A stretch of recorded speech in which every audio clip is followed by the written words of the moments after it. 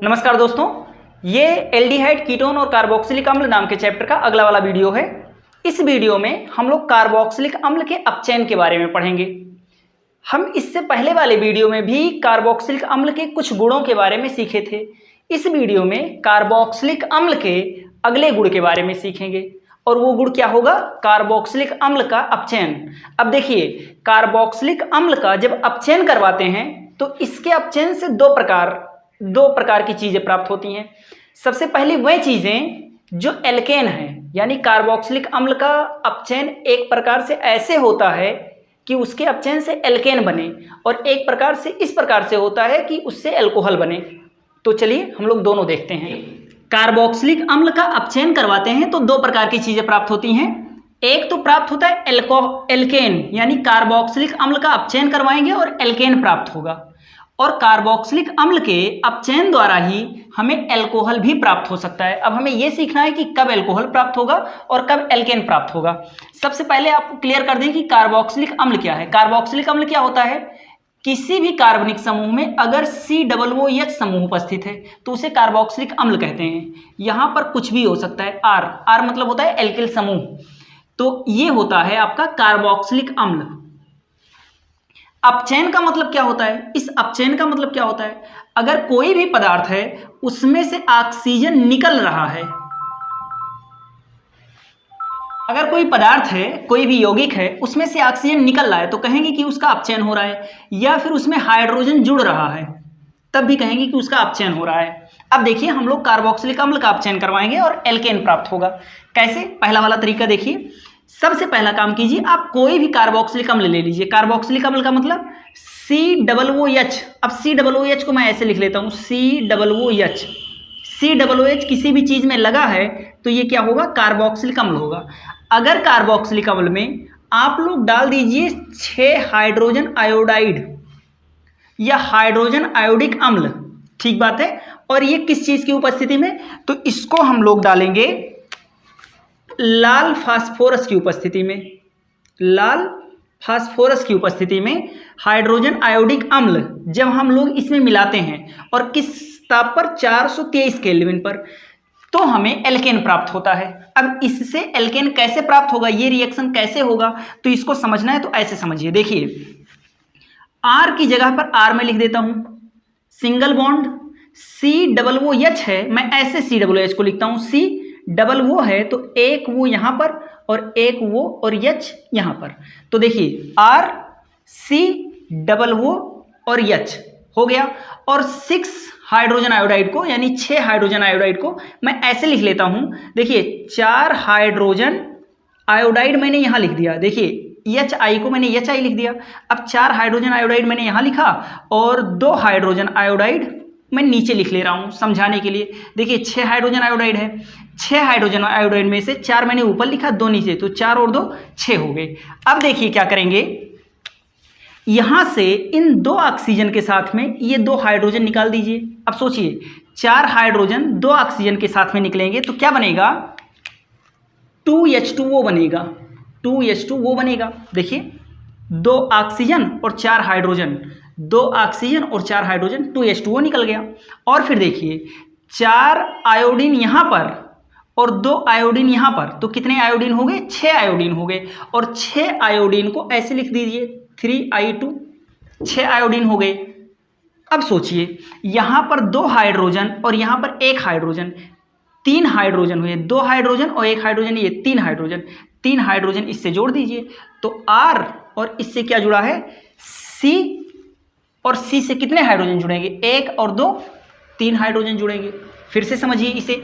देखिए, जब भी हम किसी कार्बोक्सिलिक अम्ल में 6 हाइड्रोजन आयोडाइड के अणुओं को लाल फास्फोरस की उपस्थिति में 423 केल्विन पर डालते हैं तो क्या होता है? देखिए, इसको समझना है इस रिएक्शन को, तो ऐसे समझिए। मैंने इसका स्ट्रक्चर बना लिया। R की जगह पर R, C की जगह पर C, डबल वो को मैंने ऐसे ही स्ट्रक्चर के फॉर्म में लिख दिया, H ऐसे ही है। और 6 हाइड्रोजन आयोडाइड में से 4 हाइड्रोजन आयोडाइड मैंने ऊपर लिखा है और 2 हाइड्रोजन आयोडाइड नीचे, तो 4 और 2 6 हाइड्रोजन आयोडाइड हो गए। अब देखिए, 4 हाइड्रोजन के साथ में 2 ऑक्सीजन निकलेगा तो 2H2O बन गया।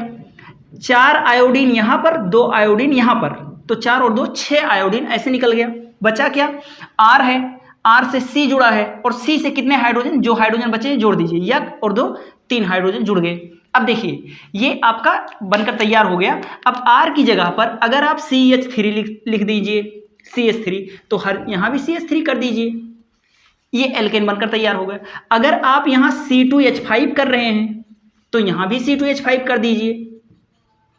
अगर आप यहाँ पर C2H6 कर रहे हैं या C6H5 कर रहे हैं, बेंजीन ये एरोमेटिक जोड़ रहे हैं, तो यहाँ भी C6H5 कर दीजिए। तो इस तरह से आप लोग मैनेज कर लेंगे। यहाँ पर जो अब मैं यहाँ पर R रखता हूँ, आप R की जगह पर बदलते जाएंगे और रिएक्शन बनता चला जाएगा। मैंने यहाँ पर इसकी भाषा लिख दी है। कार्बोक्सिलिक अम्ल लाल फास्फोरस की उपस्थिति में 423 केल्विन पर हाइड्रोजन आयोडाइड से अपक्रिया करके एल्केन बनाता है। ये मैंने भाषा लिख दिया है। देखिए इसका अपचयन कैसे हुआ, यहाँ पर कार्बोक्सिलिक अम्ल का अपचयन कैसे हुआ, कैसे मान लें अपचयन हुआ।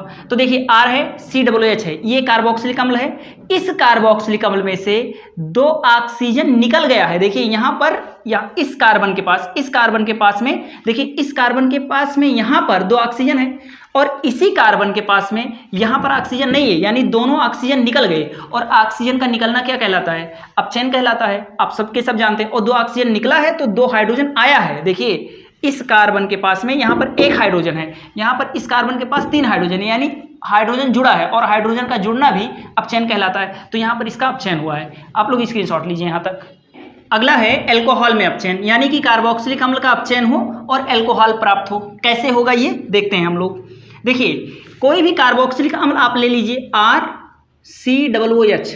देखिए R की जगह पर आप एल्किल समूह बदलते जाइए तो नया नया कार्बोक्सिलिक अम्ल बनता जाएगा। जैसे फॉर एग्जांपल अगर केवल H लिख दीजिए तो ये क्या है, फार्मिक अम्ल है। अगर यहाँ CH3 लिख दीजिए तो ये क्या है, एसिटिक अम्ल है। अगर यहाँ आप लोग बेंजोइक अम्ल बना सकते हैं, C6H5 बेंजीन रिंग जोड़ दीजिए तो ये बेंजोइक अम्ल है। तो इस प्रकार से आप R की जगह पर कुछ भी बदलकर और ये कोई भी कार्बोक्सिलिक अम्ल आप तैयार कर सकते हैं। R की जगह पर जो मन करे वो लगा लेना। तो ये कोई भी कार्बोक्सिलिक अम्ल है। किसी भी कार्बोक्सिलिक अम्ल में जब 4 नवजात हाइड्रोजन डाले जाते हैं, 4 नवजात हाइड्रोजन की उपस्थिति में रिएक्शन होता है, तो फिर क्या होता है देखिए। अच्छा ये रिएक्शन किस चीज़ की उपस्थिति में होगा, उपस्थिति मोस्ट इंपॉर्टेंट है इसका। ये या तो होगा एल्यूमिनियम लिथियम एल्यूमिनियम हाइड्रेट की उपस्थिति में, LiAlH4, या तो लिथियम एल्यूमिनियम हाइड्रेट डालिए या फिर बोरान हाइड्राइड डालिए B2H6 ये डालिए, या तो ये वाला या तो ये वाला, दोनों में से कोई एक। और ये होगा अम्लीय उपस्थिति में, अम्लीय उपस्थिति में ये रिएक्शन होगा। कैसे होगा रिएक्शन, तो समझाने के लिए मैं यहाँ नीचे लिखता हूँ इसे। देखिए RCOOH को मैं नीचे लिख रहा हूँ। R से क्या जुड़ा है, C से डबल O, तो एक O मैं यहाँ जोड़ देता हूँ और एक OH यहाँ पर जुड़ा है। और देखिए इससे कितना हाइड्रोजन जोड़ना है, 4 हाइड्रोजन का रिएक्शन करवाना है। इस 4 हाइड्रोजन में से 2 हाइड्रोजन निकलेगा और इस ऑक्सीजन को लेकर निकल जाएगा। ध्यान से सुनिए, यहाँ पर कितने हाइड्रोजन है, 4 हाइड्रोजन। इस 4 हाइड्रोजन में से 2 हाइड्रोजन निकलकर इस ऑक्सीजन के साथ में भाग जाएंगे और फिर क्या बनेगा, 2 हाइड्रोजन 1 ऑक्सीजन, यानी 1 H2O बनेगा। और बाकी क्या बचा, R सिंगल बॉन्ड C, और C से क्या जुड़ा है, OH, इधर OH जुड़ा है। और यहाँ पर इसका 2 बॉन्ड का नुकसान हुआ, क्योंकि ऑक्सीजन गया है तो कार्बन का 2 बॉन्ड तोड़कर गया है और 2 बॉन्ड इसका नुकसान हुआ। तो यहाँ पर जो बाकी 2 हाइड्रोजन बचे, देखिए 2 हाइड्रोजन इसमें से ऑक्सीजन के साथ में चले गए, बाकी जो 2 हाइड्रोजन बचे हैं वो 2 हाइड्रोजन इस कार्बन के पास में लाकर चिपका दीजिए, तो बन गया CH2। यहाँ पर 2 हाइड्रोजन आ गए तो RCH2OH, और ये क्या बन गया आपका, एक एल्कोहल बनकर तैयार हो गया। इसकी भाषा लिख दी है। अच्छा यहाँ पर ये अपचयन कैसे हुआ, देखिए यहाँ पर कार्बोक्सिलिक अम्ल में कितने ऑक्सीजन है, डबल ऑक्सीजन है। और यहाँ पर क्या हुआ, एक ऑक्सीजन निकल गया है, और ऑक्सीजन का निकलना अपचयन है, तो एक ऑक्सीजन इसका निकला है यानी कि इसका अपचयन हुआ है। और एक ऑक्सीजन निकला है तो 2 हाइड्रोजन आकर इस कार्बन से जुड़ गया है, तो यानी कि यहाँ पर क्या हो रहा है, कार्बोक्सिलिक अम्ल का अपचयन हो रहा है। तो आप लोग स्क्रीनशॉट लीजिए इसका भी। कार्बोक्सिलिक अम्ल का अगला मोस्ट इंपॉर्टेंट रिएक्शन है बी कार्बोक्सिलीकरण। बी कार्बोक्सिलीकरण का मतलब क्या होता है, देखिए कार्बोक्सिलिक अम्ल कैसे बनता है, COOH। अगर किसी भी एल्किल समूह में COOH जुड़ा है तो उसे क्या कहते हैं, कार्बोक्सिलिक अम्ल कहते हैं। और कार्बोक्सिलिक अम्ल में से अगर ये तीन के तीनों निकल जाएं, कोई भी कार्बोक्सिलिक अम्ल है उसमें से वो कार्बन जिससे की वजह से ये कार्बोक्सिलिक अम्ल है, यानी COOH समूह का कार्बन अगर निकल जाए तो कहेंगे कि उसका बिकार्बोक्सिलीकरण हो गया, यानी कि वो अब कार्बोक्सिलिक अम्ल नहीं बचा। तो चलिए देखते हैं ऐसे रिएक्शन जिसमें कार्बोक्सिलिक अम्ल का वो कार्बन भागेगा जिसकी वजह से ये कार्बोक्सिलिक अम्ल है। पहला एग्जांपल है सोडा लाइम द्वारा, यानी कि हम लोग कार्बोक्सिलिक अम्ल में सोडा लाइम डालेंगे और इसका बिकार्बोक्सिलीकरण होगा। किस प्रकार से होगा देखिए आप लोग। देखिए कार्बोक्सिलिक अम्ल ले लेते हैं R, फिर C, फिर OOH, ये क्या हो गया, कार्बोक्सिलिक अम्ल। सोडा लाइम क्या चीज होता है, सोडा लाइम क्या होता है, तो यहां समझिए सोडा लाइम क्या होता है। सोडा लाइम क्या चीज होता है, देखिए CaO में जब भी NaOH मिला हो तो इन दोनों का मिश्रण क्या कहलाता है, सोडा लाइम कहलाता है। अब देखिए क्या करेंगे हम लोग, इसमें डालेंगे NaOH, इसमें डालेंगे NaOH, और किस चीज़ की उपस्थिति में, CaO की उपस्थिति में। और CaO और NaOH जैसे ही साथ में हुए तो इन दोनों का मिला जुला नाम क्या है, सोडा लाइम नाम है इनका। और देखिए यहाँ पर कितने सोडियम हाइड्रोक्साइड लेंगे, तो 2 लेंगे। अब ये रिएक्शन कैसे होगा, तो ये 2 स्टेप में होगा। सबसे पहला स्टेप समझिए आप लोग, सबसे पहले स्टेप में क्या होगा, इससे अब क्रिया करेगा ये। कैसे अब क्रिया करेगा, देखिए मैं इसका स्ट्रक्चर बना रहा हूँ, RCOOH। देखिए इसको मैंने लिख लिया है, इसको मैंने लिख लिया है, इसको मैंने लिख लिया है, प्लस यहां पर यानी ये OH के 2 अणु हैं, इन 2 अणुओं में से एक अणु पहले आएगा, एक अणु पहले आया, रिएक्शन किया, रिएक्शन करेगा, क्या बनेगा, यहां से H और यहां से OH निकलेगा। तो यहां से H, यहां से OH निकला, क्या बना, सबसे पहले बना H2O बना, और बाकी जोड़ दीजिए। देखिए क्या बचा, R सिंगल बॉन्ड COO और क्या आया Na। देखिए H इस OH के साथ में भाग गया तो एक H ये, एक H ये, H2O निकल गया बाहर, और Na आकर यहां पर जुड़ जाएगा।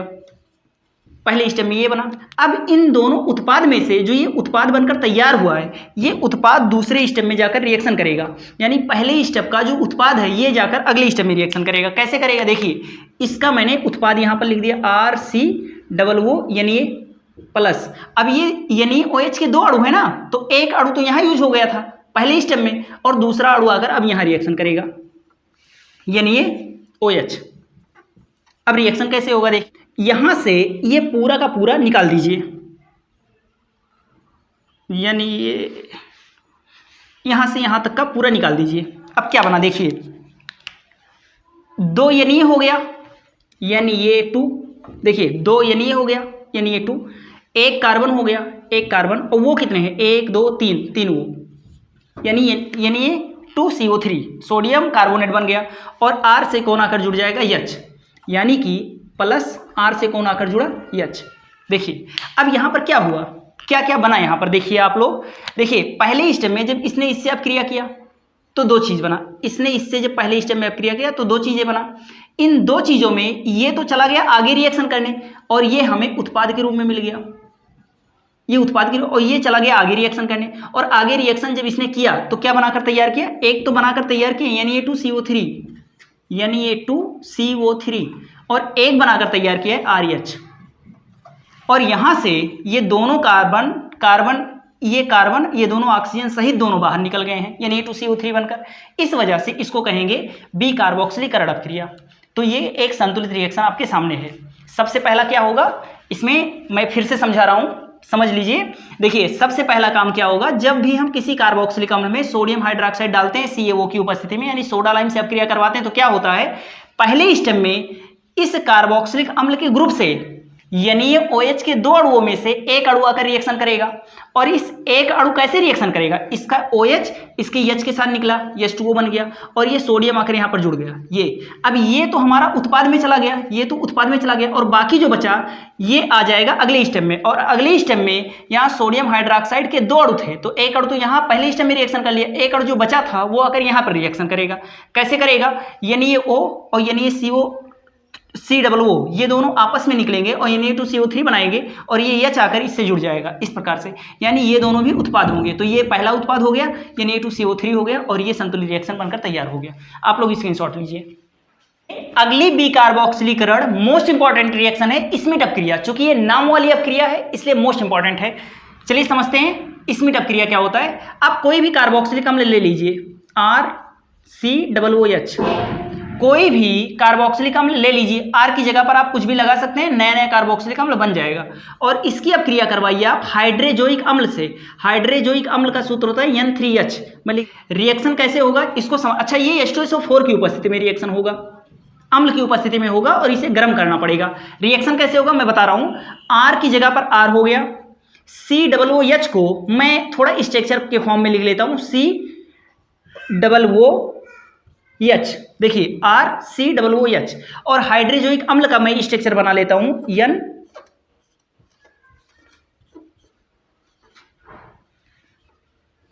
ये मैंने हाइड्रोजोइक अम्ल का ये स्ट्रक्चर बना लिया और ये कार्बोक्सिलिक अम्ल का स्ट्रक्चर है। यहां से CO2 निकला, देखिए CO2, ये CO2 निकलेगा क्योंकि H2SO4 उपस्थित है। तो कैसे निकलेगा, CO2 निकला एक प्लस, और जैसे ही ये वाला कार्बन निकला तैसे समझ लो बी कार्बोक्सिलीकरण हो गया। तो देखिए CO2 निकला प्लस, यहां से N2 गैस निकलेगा, 2 नाइट्रोजन निकल जाएंगे, N2 गैस निकलेगा, नाइट्रोजन गैस निकला। अब सोचिए क्या क्या बचा, उसे जोड़कर लिख दीजिए क्या क्या बचा। देखिए R बचा है, R बचा है, R बचा है। इस R से जाकर जुड़ेगा ये वाला N, इस R से जाकर जुड़ेगा ये वाला N, यानी एक N बचा हुआ था तो ये वाला N जाकर जुड़ा, और इस N से जितने हाइड्रोजन बचे हैं वो भी जोड़ दीजिए। तो 2 हाइड्रोजन बचे हैं, 2 हाइड्रोजन जोड़ दीजिए और ये रिएक्शन कंप्लीट हो गया। यानी कि ये एल्किल एमीन बनकर तैयार हुआ। अब अगर यहाँ CH3 जुड़ा होता तो मेथिल एमीन, अगर C2H5 जुड़ा होता तो एथिल एमीन, ऐसे प्रोपिल एमीन, तो ये एमीन बनकर तैयार हुआ। देखिए क्या हुआ है इसमें, स्मिट अपक्रिया में मैं फिर से समझा रहा हूँ, एक बार फिर से हम लोग समझते हैं, फिर से समझते हैं कैसे हुआ है। देखिए RCOOH को मैंने ऐसे लिख लिया, RCOOH ऐसे लिख दिया, RCOOH, और N3H को मैंने लिख दिया N, स्ट्रक्चर के फॉर्म में मैंने लिखा N डबल बॉन्ड N और इससे जुड़ा H, ये मैंने N3H का स्ट्रक्चर बना दिया है। अब देखिए क्या होगा, जैसे ही इन दोनों का रिएक्शन करवाएंगे H2SO4 की उपस्थिति में, तो यहाँ से ये जो CO2 है ये निकलेगा और यहाँ से जो दोनों नाइट्रोजन है ये निकलेंगे। तो CO2 निकला, यहाँ पर देखिए प्लस में लिखा है, N2 निकला यानी डबल नाइट्रोजन ये निकला, और देखिए जो बचा उसे लिख दीजिए R है, R सिंगल बॉन्ड, और इस सिंगल बॉन्ड से आकर ये वाला नाइट्रोजन जुड़ेगा, ये वाला नाइट्रोजन जुड़ गया, और 2 हाइड्रोजन बचे थे वो से जोड़ दिया, तो एमीन बनकर एल्किल एमीन इसे कहते हैं। आप लोग स्क्रीनशॉट लीजिए इसका भी।